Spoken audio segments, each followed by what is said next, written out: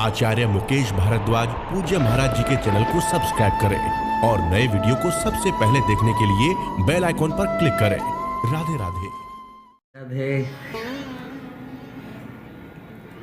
कर्म गत मेटे ना ही मिटे। कर्म गत मेटे ना ही मिटे। ये भाव आज मैं इसलिए लेकर के आया हूं क्योंकि आजकल बहुत बड़ी प्रवृत्ति बन गई है। एन केन प्रकारेण धन आना चाहिए,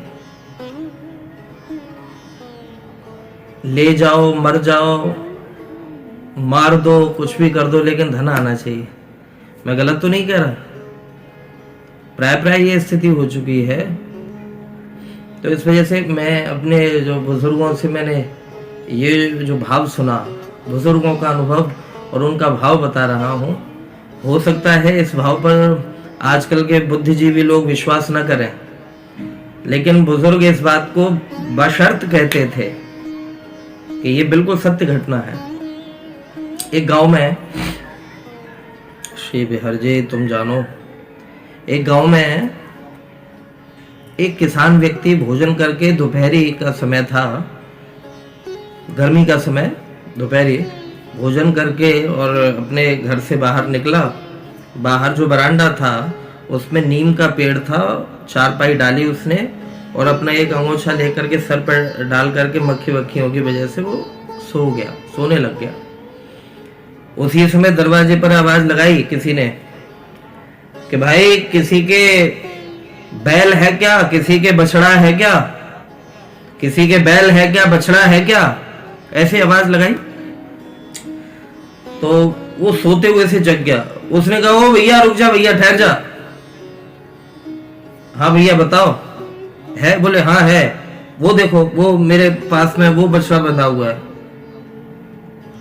नीम के पेड़ को उस तरफ देखो। उसने देखा, बड़ा सुंदर बछड़ा था। कितने रुपए देगा? पुरानी बात। उसने कहा कि भाई मेरे पास, मैं इसके मात्र जो है तुम्हें 150 रुपए दे सकता हूं। और 150 की सुनकर के उसने कहा नहीं नहीं भाई, मैं कम से कम 300 रुपए लूंगा, इससे नीचे नहीं लूंगा।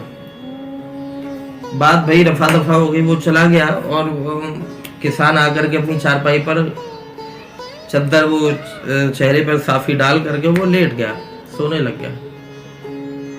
तो मेरे भाई बहन, अविश्वसनीय बात, जिस पर दिमाग विश्वास नहीं करता, कि वो बछड़े ने आकर के मुंह से उसकी साफी हटाई। कैसे खुल गया, क्या हुआ, किसी को नहीं पता। बछड़े ने आकर के उस किसान व्यक्ति के मुंह से साफी हटाई और बछड़ा ये बात बोला। मैंने पहले ही आपको ये बात कही, बुजुर्गों से मैंने बात सुनी। कहीं ना कहीं ये बातें हमारे अंदर विश्वास दृढ़ पैदा करती हैं। मैं पहले ही कह रहा हूं कि बहुत ज्यादा बुद्धि चलाने वाले लोग इन बातों पे विश्वास नहीं करते, लेकिन कुछ तो होता ही था पहले। आज जितना पाप थोड़ी था, कुछ तो होता था ना। वो बछड़ा बोला कि अरे भैया, अब की वो जब दोबारा अभी आएगा थोड़ी देर में, 200 रुपए मेरे लास्ट लगाएगा, तो 200 रुपए में बेच देना मुझे, मना मत करना, बेच देना।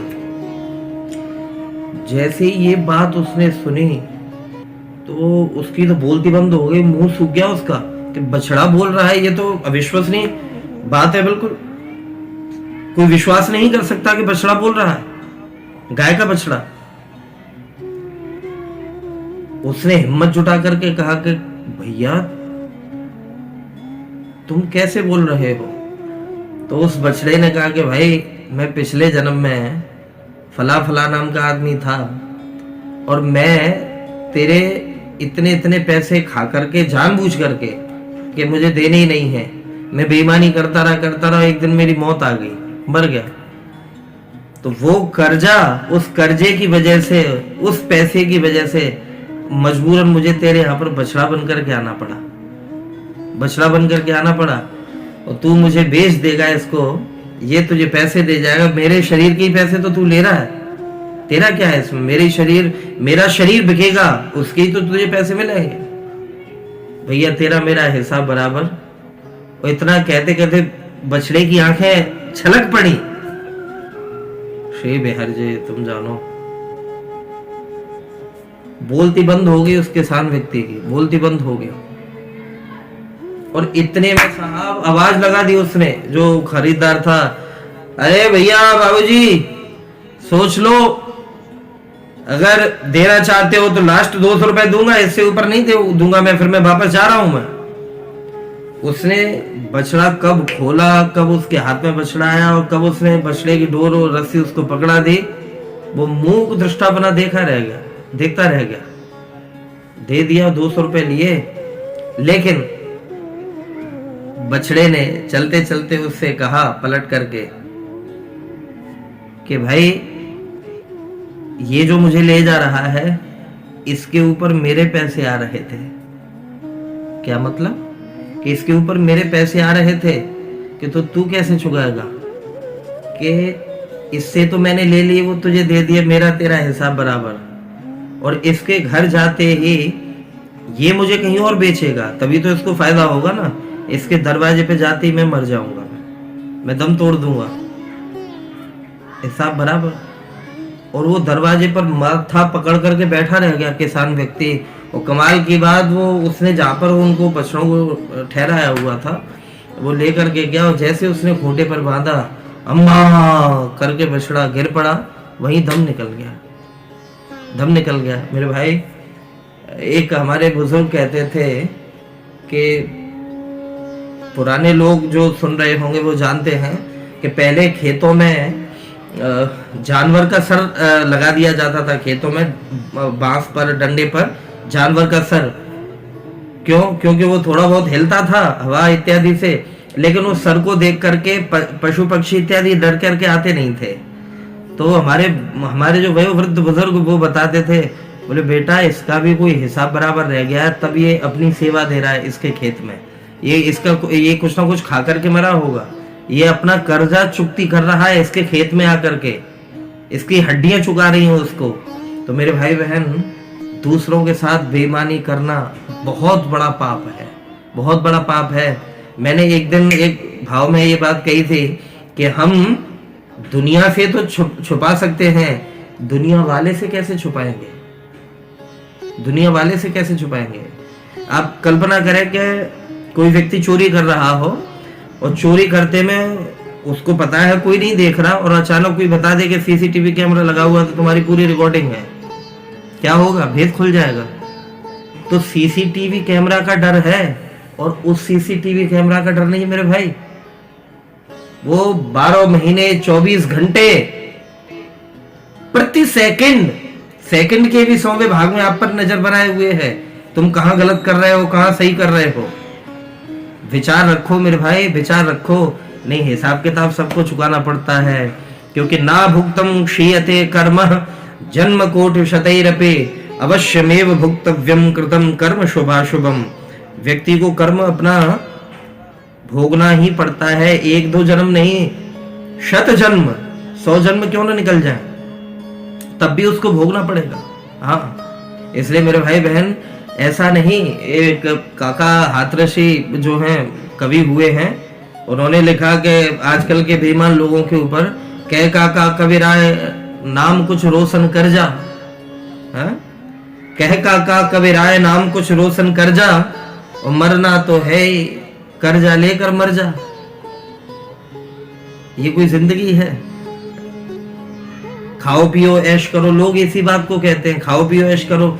मैं ये लॉकडाउन के समय में 4 महीने से लगभग स्थिर है हम एक ही जगह पर अभी।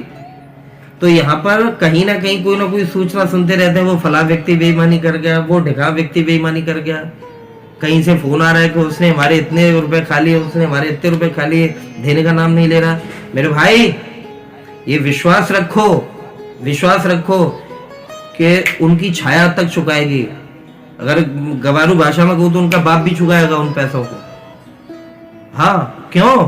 क्योंकि उसके यहाँ बेईमानी नहीं है। 1 लाख में जो दब जाए वो शेर नहीं होता, और ताकत पे जो इतराए वो शेर नहीं होता।